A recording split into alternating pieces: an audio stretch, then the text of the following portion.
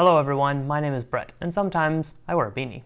And hi, I'm Kyle. I build a lot of things for Brett. And You've probably seen some of Kyle's work on my channel so far, but if you weren't aware of it, I think I've mentioned it a couple of times. Kyle and I got into this hobby a long time ago. It's been over a decade, and we've been doing this ever since end of middle school, all high school. It's been a good, almost a decade.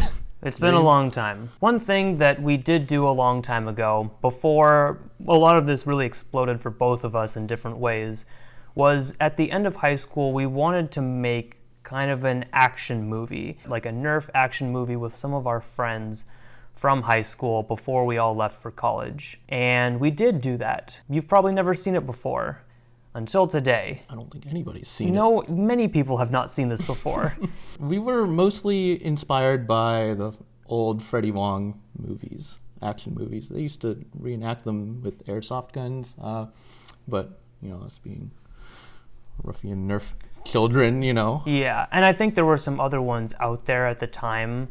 I'm sure PDK Films was making stuff back then. I think I do remember seeing some of PDK's work back then. But there was a whole slew of other yeah. people creating Nerf action movies. I don't know if he was a direct inspiration. More of this was just that we wanted to make something for kind of like our group of people who regularly came to our games and played. Someone started a script and I then took over because I had some ideas that I wanted to see play out. And then we got together in summer. I think it was just one day that we did this, and we filmed a couple of scenes. Yep, this was a one-day. This was 2011. Yeah. And then in early 2012, our friend Ethan put all this footage together in kind of a rough cut, and we got about 2 minutes and 12 seconds of our action movie. All for, like 3-4 hours of shooting that day. Yep. So this will be the first time that we show this to the world. And exclusive. Exclusive, yes. I've seen it recently because I had to. Kyle has not seen it for a while, so he's going to be reminded of what it was like. And you're going to see it, and you're going to probably cringe a little bit, and that's okay. It was a different time. The quality is not the highest, and that's okay. It was a different time. But there's not much else I can say other than brace yourselves. Here we go. React along with us. 3, Let's see. 2, 1. Ooh, the quality. Oh, the wind noises. The wind noises.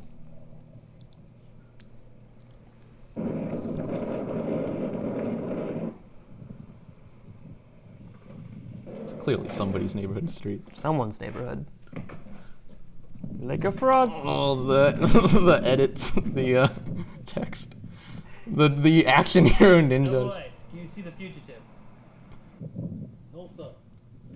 Oh. Wow, who's this clueless guy?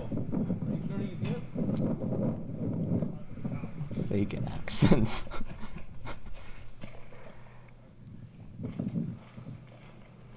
There's so much bloom. I know.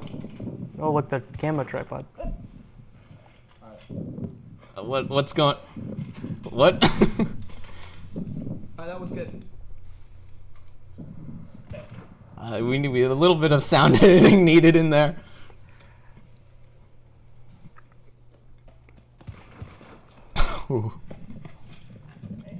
I mean, you just find random arrows on the ground, right?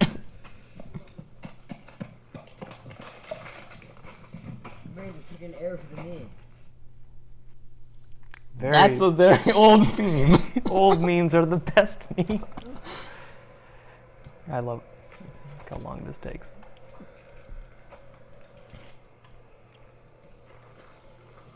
Bang. You should work on your reaction time.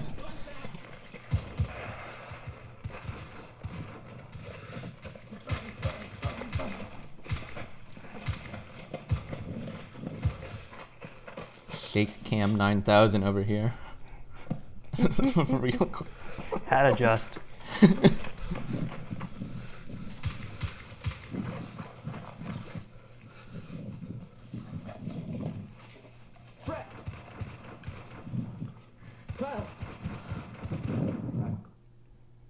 And that's it. That was an experience. You forgot about a lot of that, didn't you? Yep. If you couldn't tell, there were some parts that we had text added to, so it enhanced the experience, sort of. That's part of why I remember it, like when Ethan added the "I exit like a frog." That was me, by the way, in case you couldn't tell. And then there was Kyle, who is the clueless guy who gets out of the vehicle, turned around. Yeah, the colors are a little bit washed out. The guy who is helping us film this had a very nice setup, and he's probably doing much better work right now too, is the best part of all this. So my plan before with some of this was that we were going to dub audio afterwards, and we clearly never got to that point because we never completed this project. Mm-hmm. And so that's why sometimes I just completely mumbled my lines.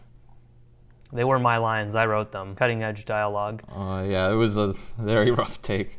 That said, but they were, the lines were there, so you could fill in the gaps. yeah, and I mean, it was spliced together all right for some of the sections. You can still hear at some points the director yelling like "cut" or "okay, that was good," and then people falling over. So you got a rough idea of what was happening. I like still that on this one you can still see that one little tripod leg just kind of in frame. I mean, that was you also falling the first time. And that was it. It's good when we cut it all together, right? We had a lot of stunt moves there, right? We did our own stunts. We're trained. We prepared for this. Then there's the really long arrow to the knee joke. That took way too long to It took way too long, yeah. and we definitely committed to because that was relevant at the time. And then, of course, at the very end, our shining moment when the two of us are running up the trail and we hop into the bush and into the trench. And, into the trench. You're reloading and I have my hat adjust. And then we run up the path and both get taken out. When my scene comes and I fall over, I remember that, I kind of explode into 3 pieces. I drop both my blasters and your hat, and I think right? my hat falls off too. And I remember I landed on a stump. Like my back. I think that was your last fall for the day. That was, yeah. I don't know if we did this take a couple of times, but I do remember that at one point that happened and it was unpleasant. Ouch. And then yours, I don't think you fell as hard. You didn't explode necessarily, but I was caught in the middle of the reload there, and you had to call twice. That's right, because you didn't fall immediately. I didn't fall immediately. Again, if you took the sound editing in there, then maybe you wouldn't be able to tell. It worked. Fix it all in post. Yeah, we'll fix No it big in deal. post. Let's talk about some of the blasters we're working with, because this is where you actually get to see that we are definitely operating in a different time. It starts with our friend running with an ammo box and a night finder, a slightly painted night finder. Do you remember what we had inside that box that was supposed to be valuable info or intel? Yeah, that was supposed to be the Pulp Fiction golden box, right? There was supposed to be something important in there, and we never got around to that plot point. In the scenes where he's shooting, we completely forget about it, he's not carrying it anymore. That's right. Right? Oops. Well, yeah, we'll fix it in post. And then we have our 3 initial assassins or hitmen coming out of the vehicle, and we see an alpha trooper, All in black balaclavas. all in black. And me with the single lens. The Nerf tack Nerf vest, yeah, right? we're still wearing those. I've got my single lens sunglasses on there too, high quality stuff. I don't know if I actually have a blaster in my hand. No, I've got a Maverick holstered. Right, those vest Never type forget. holsters.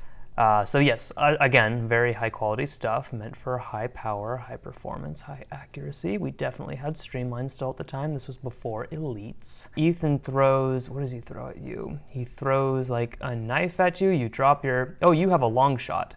And then he just throws. But he doesn't actually have the knife. I think we were going to edit it in We're going to throw it. I don't know why we did, because we had the dagger. That's right, the dagger was literally on my back.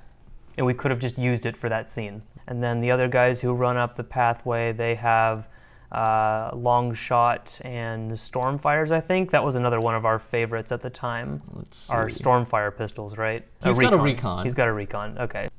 You see anything wrong with where I paused Oh boy. Wait, how does that get past us? So, the walkie-talkie scene, the rest of us are just sitting in the background with a tripod. Hey, if you squint closely enough, it looks like a mortar crew. Yep. The green arrow, though, that we have in this scene is from an air zone blaster. Is that from your crossbow? It's from the crossbow, right? Yes. Doesn't matter at all, but that's just what we brought because green's easy to see, I guess. And then the final part where the two of us are running up, where I am using storm fires and you have a recon with No stock. Oh, and the Stampede. and the Stampede bipod. Not much else to say other than the cool thing about this location, or kind of why we chose it, is because we always used to play here. This was probably one of our most used fields to play games on. It's pretty close to where most of us live. But yeah, we've done rain, shine, cold, warm. And so when we, I think, decided we wanted to try something like this, it was like, let's do it at a familiar place. Yeah, that's, I think, all I've got to say about this masterpiece. We'll definitely be finishing it beginning next year. Yes, we're doing this, right? Yeah, absolutely. Coming this next year or never? Or this next year? Never. How about never? Okay. Never. I still look back at this with some pretty fond memories. I mean, this is kind of where a lot of all of the Nerf stuff for us started. And I mean, one of the first times that more of us were even on camera, even if no one ever saw it. Journey back in time to see this again, eh? A simpler time. Yeah. To put it mildly, it was a simpler time. We're probably going to stick to our modern stuff in the meantime, and we'll leave the acting up to the professionals, I guess. Thanks everyone for watching. Like I said, hope you got a kick out of this, or you got a little cringe out of it. You're welcome. Thanks a bunch, Brett. And I will see you in the next action movie. Never. Definitely. Never, right? Never. Never. We're never doing this again. Never. Ever.